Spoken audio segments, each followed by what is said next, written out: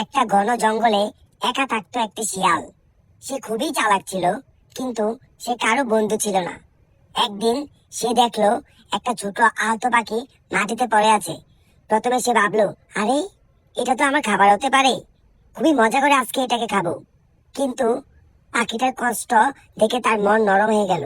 সে পাখিটাকে পাতায় মুড়ে নিজের গুহায় নিয়ে এলো, তাকে যত্নে রাখলো, পানি দিল, আর একটু একটু করে খাবার দিতে লাগলো। কয়েকদিন পর পাখিটা সুস্থ হয়ে উড়ে উঠতে পারলো।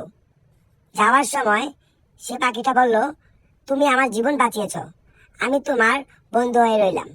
পরের শীতে যখন জঙ্গলে খাবার পাওয়া কঠিন হয়ে গেল, সেই পাখিটা প্রতিদিন শিয়ালের জন্য ফল আর বাদাম এনে দিত।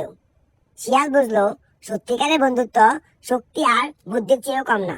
তারপরেও শিয়ালটি কষ্টে আছে, কারণ তোমরা ভিডিওতে লাইক, কমেন্ট আর চ্যানেলটি সাবস্ক্রাইব করো না।